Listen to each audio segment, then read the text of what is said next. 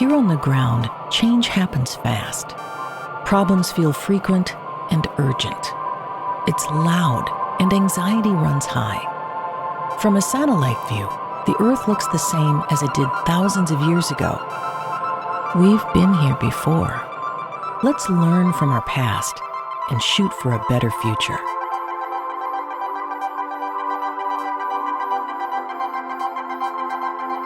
Hello and welcome to this week's episode of A Satellite View. I'm Todd Mickelson, your host, speaking at you from Sunday, November 16th, 2025 in the space and time continuum. We ended up having quite a week. I said if the administration could hold out till the end of the week, I would do a Casem's Countdown of the things that are going to bite Trump in the ass and bring him down. Something to that effect. I don't know. I did write down a list. We'll see. It's always hard to do the Kasem thing because it takes so much time that it comes to recording time and it's like, let's go. We just got to go. Otherwise, it's not going to happen today, you know? So I actually had that plan before these Epstein emails came out. So I don't know. It is 4 o'clock or so Central Time right now here. And for all I know, the regime has crumbled. It's changing fast. I did a special report this last Tuesday because everyone was losing their mind over the Democrats going ahead and giving enough votes in the Senate to pass the Republican CR bill, continuing resolution, to open the government. Everybody was so elated about the successful elections from the Tuesday before, which is now almost 2 weeks ago. And everyone thought that we just ruined our momentum. I kind of felt like it was a different thing. And I'm not saying it was by design. I'm not trying to stick up for the 7 Democrats and 1 independent that ended up going along with the Republicans to pass the CR in the Senate. By the way, included in that CR is trying to get rid of hemp drinks. So there are hemp drinks that have it's like pot drink, and you can buy them at liquor stores. And I've known people who have partaken in them, and they say they're great. It's different than alcohol, but it's kind of an imbibe kind of thing. And there's a big industry now for these hemp drinks. Private business, big industry that I thought the GOP, which now stands for Guardians of Pedophiles, I thought that they were on the side of the free market and big corporations and companies. Well, it seems that Mitch McConnell, who's barely alive at this point, seriously, I'm not exaggerating, he gets paid millions of dollars by alcohol industry companies. So they got him to put in the continuing resolution a ban on hemp drinks. That's how crappy this deal is. It's a horrible deal. Many people are going to lose their health insurance. You've heard all these things. It does, however, give people SNAP benefits until September of 2026. Okay, maybe that's a good thing. But still, everyone was like, no, we need to see how bad Trump is. We got to stick together. Okay, here's what happened now. The Senate passed their own version of their own continuing resolution that included this hemp drink thing. So it's maybe even a worse deal than the House's deal. But Trump and Mike No Johnson is his new name. I heard I didn't make that up. Somebody else did. But it used to be Mike Little Johnson. Now it's Mike No Johnson. Both he and Trump were pushing the Senate to just go ahead and pass the House's version, because then the House would not have to repass it. So when the House passes one version and the Senate passes another version, they have to come together and pass the same version before it gets sent to the president's desk. That all happened on Tuesday. But because the Senate made up their own continuing resolution and passed it, it forced Mike No Johnson to bring the House back into session, which then forced him to swear in Adelita Grijalva, which then made her be the 218th signature on the petition to bypass Mike No Johnson and have the House have to vote on releasing the Epstein files, the entire Epstein files, not what's already been released. in addition to what's already been released. And then that also put the Oversight Committee back in business, the House Oversight Committee. And that's why then the Democrats in the Oversight Committee in the House were able to release these emails. They chose 3 to release on Wednesday, right away when the House came back into session. One of them was the one about Epstein writing to Ghislaine Maxwell that Trump knew. Of course he knew about the girls. He spent hours with one of the survivors at my house. They picked 3 very shocking emails to release. They were unable to do that until the House came back into session. The House came back into session because the Senate ended up passing their own CR, which triggered the House to have to get called back in. And I'm not saying that these 7 Democrats and 1 independent, I'm not, again, not trying to stick up for them. I don't know that they did it by design. They might have, in which case, I don't know, would they be heroes? I don't know. Because this is a horrible deal. It's going to still hurt a lot of people. But it only goes till the end of January, and then the whole argument has to start again. So, how did this week go? Is anyone even remembering? Is anyone even talking anymore about those 7 Democrats and 1 independent that broke from the party and went along with the Republicans? Is anyone even talking about that anymore? Because we've all been talking about the Epstein files, which of course will be number 1 on Casey Kasem's chart of the things that are going to bring down Trump, right? Also, you can go on to speculate if you're a naysayer, and I'm not criticizing you if you are, where you always think the worst thing. You always think of the worst thing.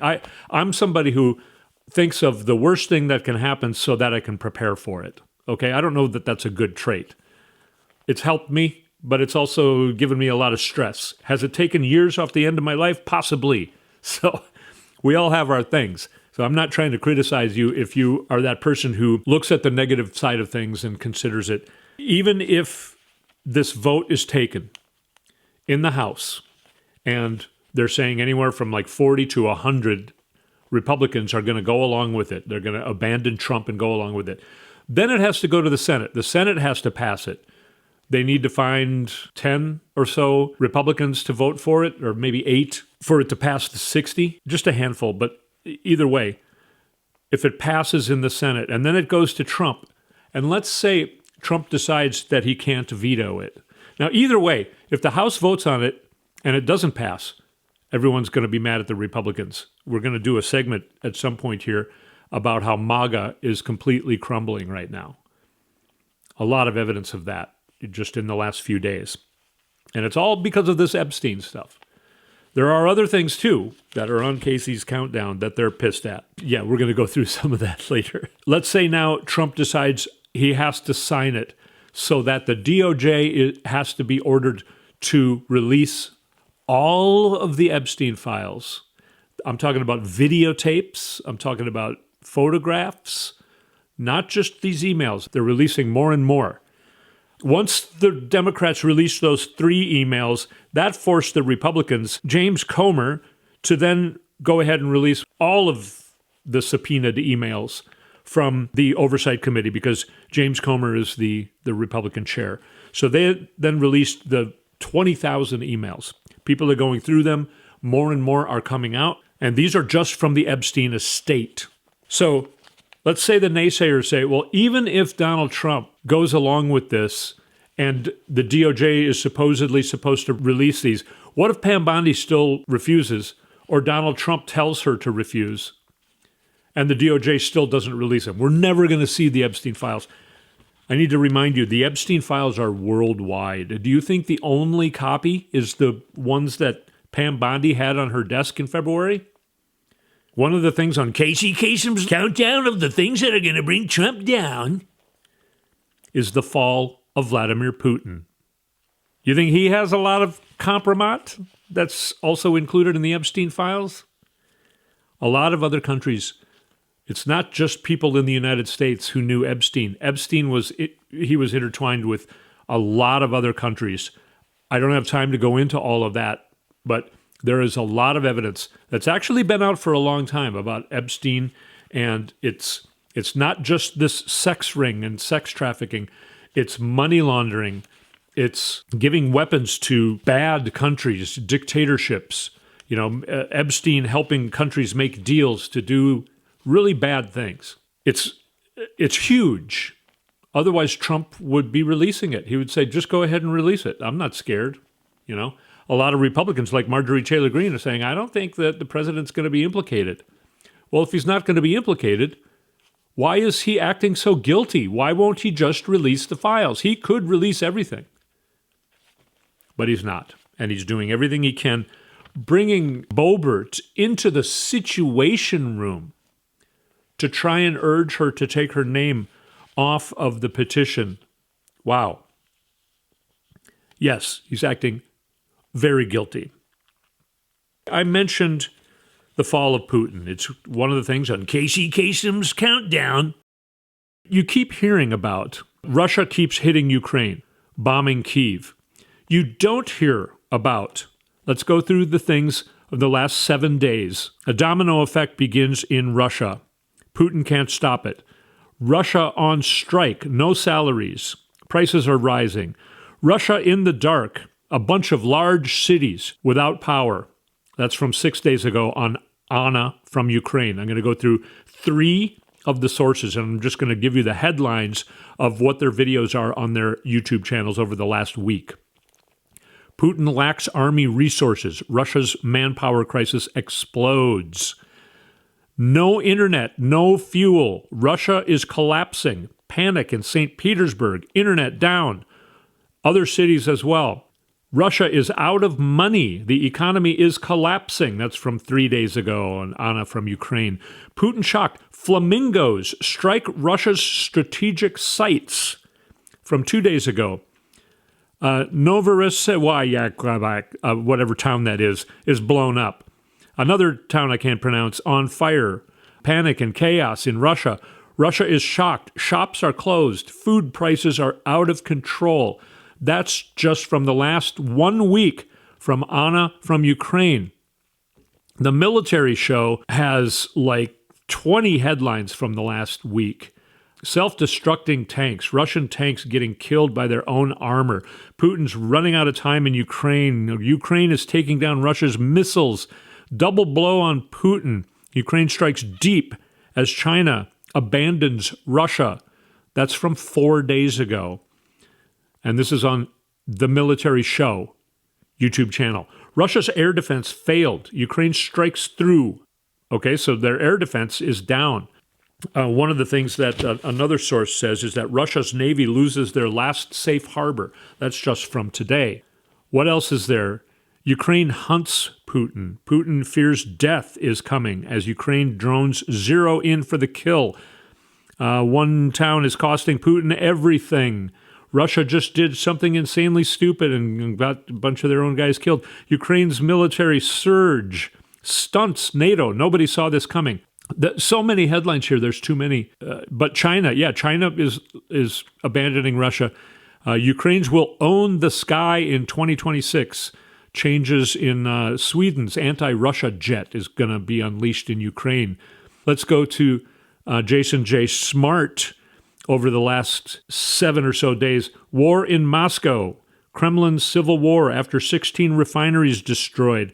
Putin's war. Economy collapses after all these towns I can't pronounce. A strike in this other town. Putin's war hits the wall. Putin eradicates officials as FSB cannibalizes the Kremlin. A lot of videotape of leaders in Russia being arrested by the FSB, which used to be the KGB. Ukraine's drones expose Russia's failing economy. The big headline is Russia is on fire. Russia's shadow fleet collapse. Russia's shadow fleet disaster is exposed. Kremlin crisis. Flamingo missile hit oil port. You hear a lot about these Flamingo strikes. And then the Russian fleet is falling apart. Russia's Navy loses its last safe harbor. This is Putin collapsing. Putin, I believe, is not going to let Trump stay. If Putin goes down, Trump goes down. Trump is already going down. We'll talk about some more things. I want to go through this list of Casem's Countdown because it's not just the Epstein files that are coming after Trump. MAGA is collapsing. Everybody in MAGA is talking about MAGA is dead. The MAGA is dead. The MAGA is dead. Let's take a short break and come back and talk about some of these things. You're listening to A Satellite View. We'll be right back.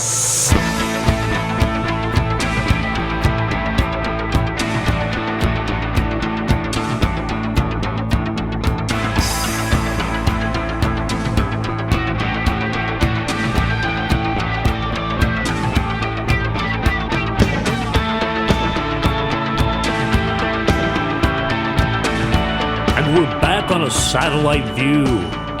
Find our website, satelliteviewpodcast.com. Find our YouTube page by going to YouTube and searching for Satellite View Podcast. And become a member. Subscribe. It's free.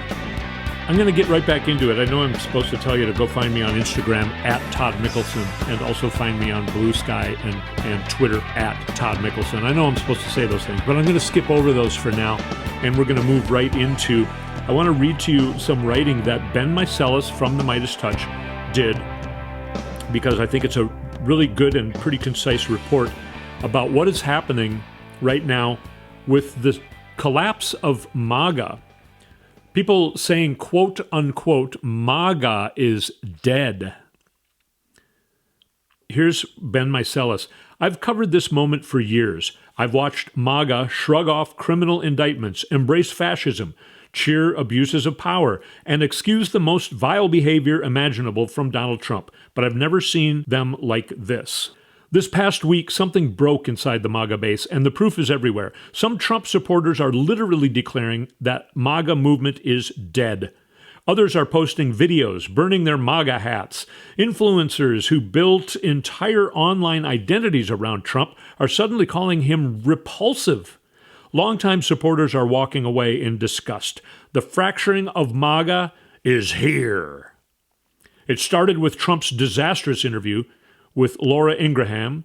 Expecting a friendly platform, he instead detonated his own base. In one breath, he said he wanted to bring 600,000 Chinese students to America universities, something that had MAGA influencers melting down in real time. In the next breath, he raved about how much he loved the H-1B visas because Americans don't have the skills or talent for many jobs.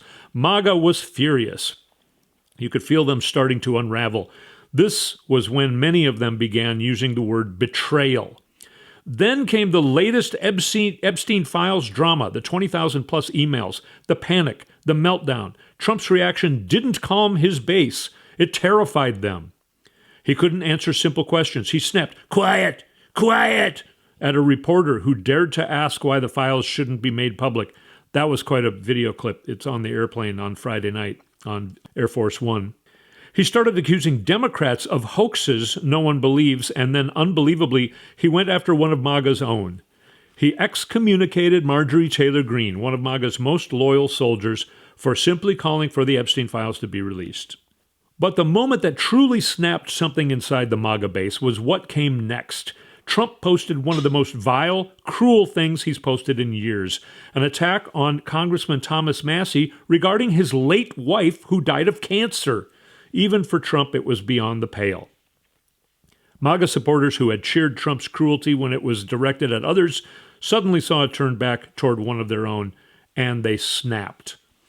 It goes on for quite a bit, and he gives a lot of separate cases of MAGAs losing it, and say, basically saying the MAGA movement is dead, in so many words.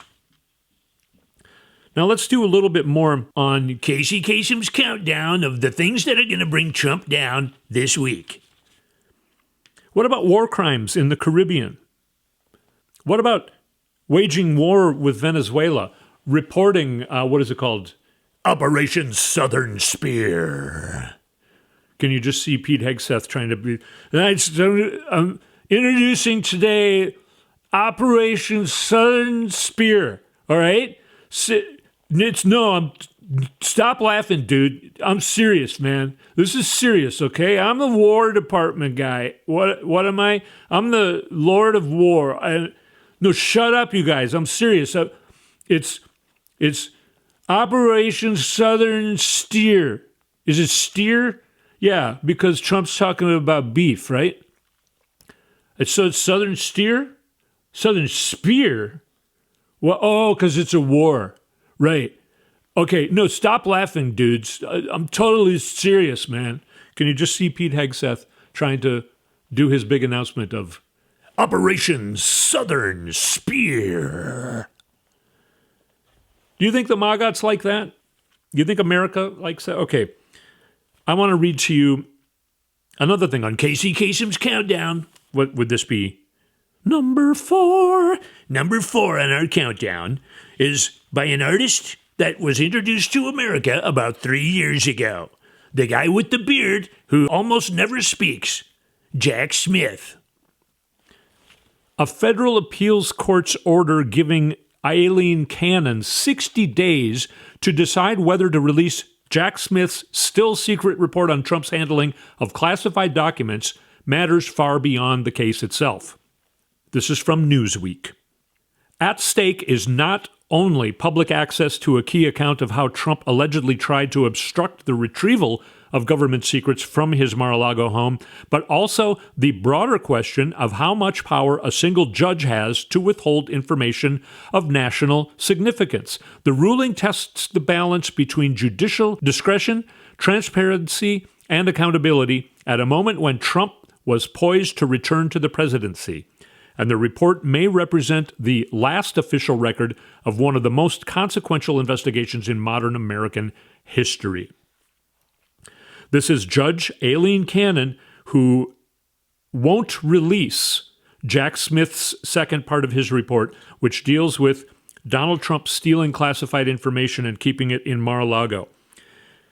Even before Jack Smith was hired as the special counsel, a very prominent prosecutor, Julie Edelstein.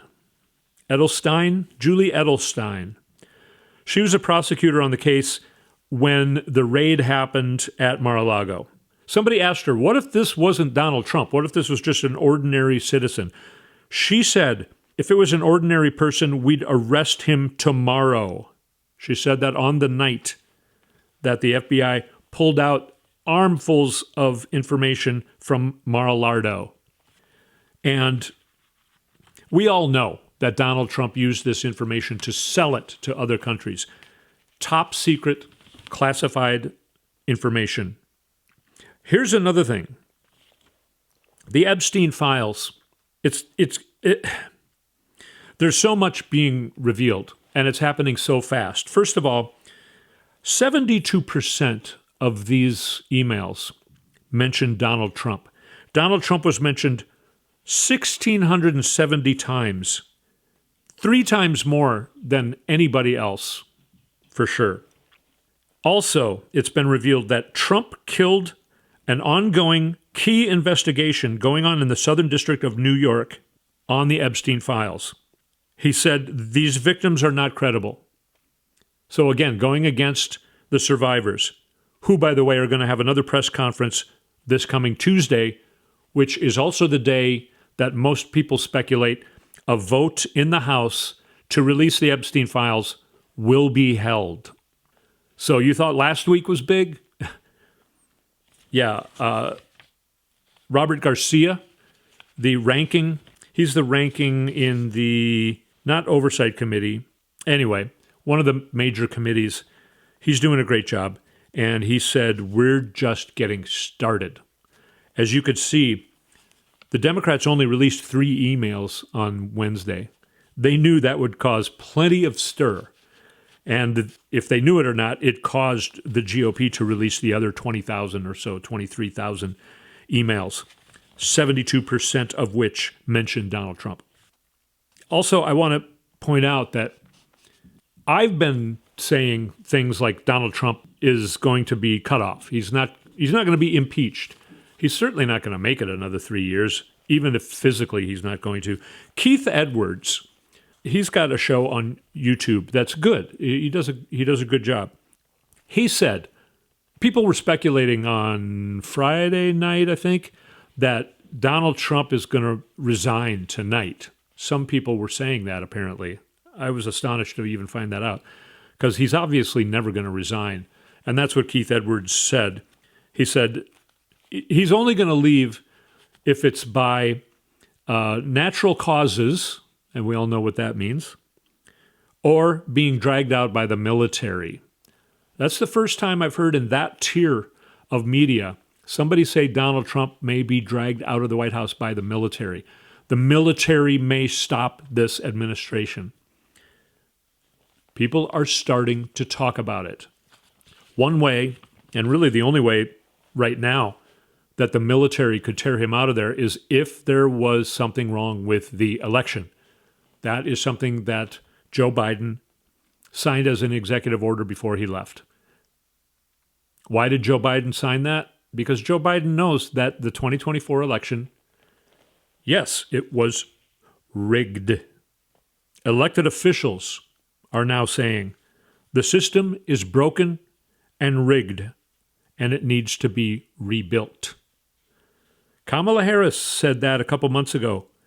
Are you going to run for office right now? You know, I don't think I want to be. The system is completely broken, and I don't want to be in it right now. And then she said, it's up to us. We have to think about how we want to rebuild America. What kind of America do we want? Elected officials are now saying the system is broken. It's rigged. It needs to be rebuilt. It has been broken and rigged at least since the 1980s. And now Keith Edwards is saying it as well. It's being more and more widespread. By the way, one of the things on Casem's Countdown of the things that can bring down Donald Trump this week is his own health crisis.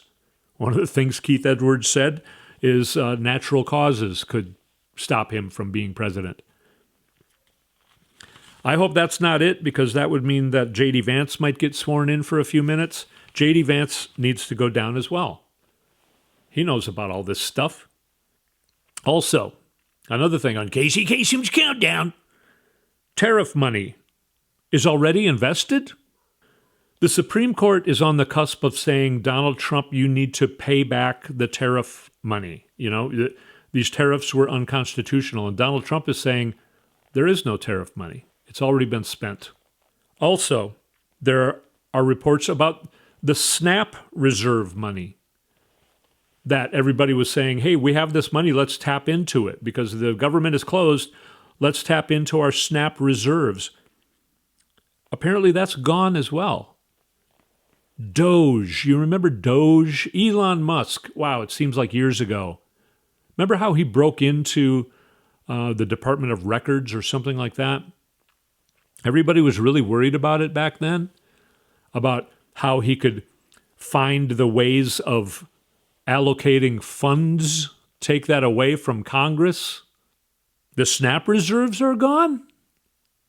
The tariff, if there has been money coming in from the tariffs, it's supposed to be put into the Treasury. Donald Trump is saying, no, that's not there. We've already spent it. Huh, you spent it on what? Is that going to surface as a criminal act? I mean, I think we're going to be talking about Donald Trump for years to come after he's dead.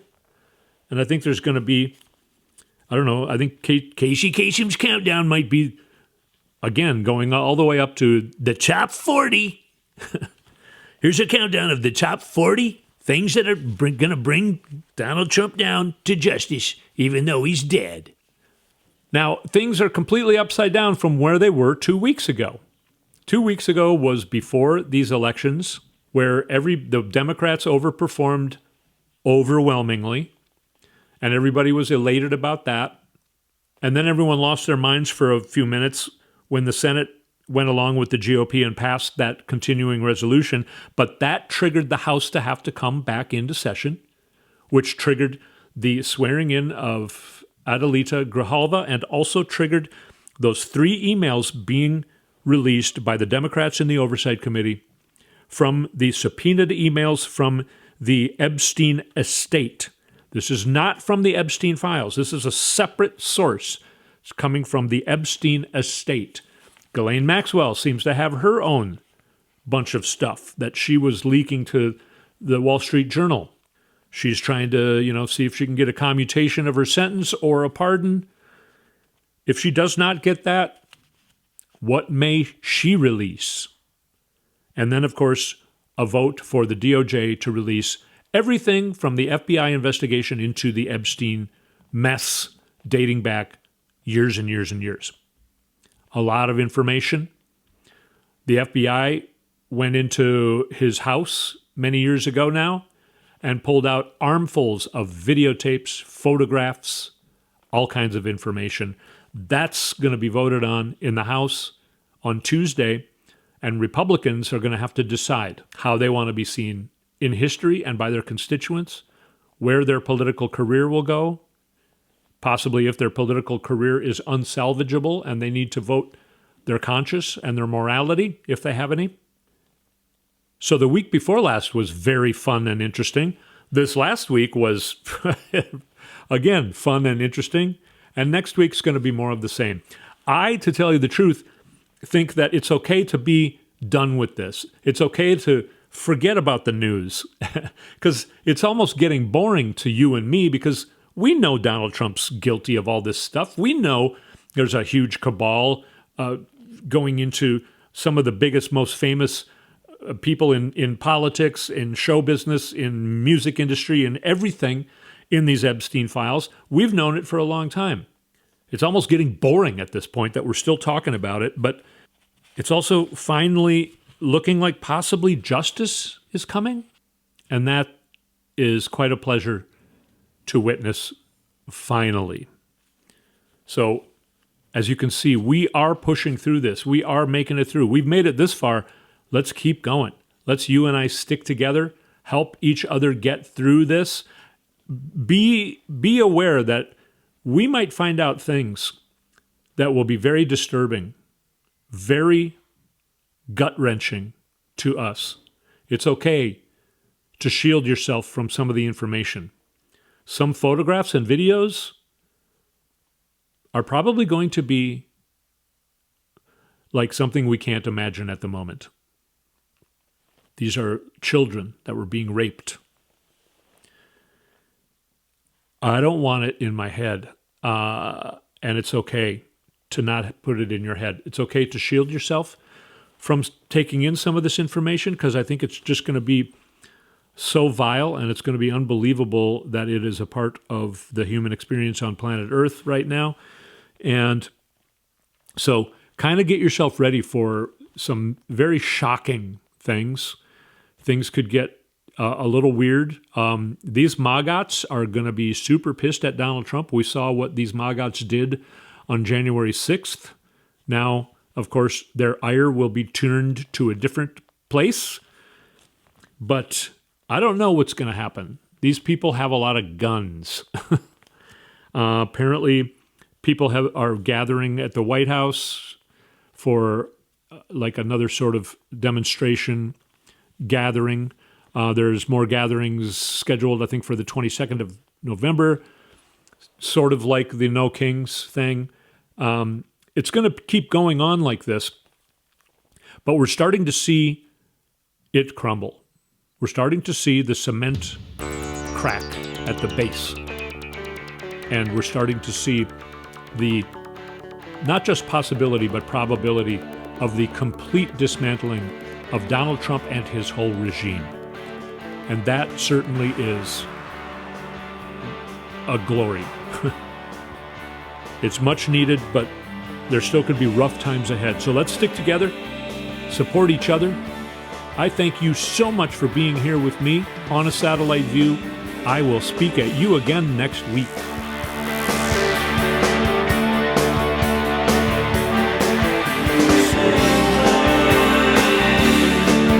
You've been listening to A Satellite View with Todd Mickelson. Go to toddmickelson.com for links and more information.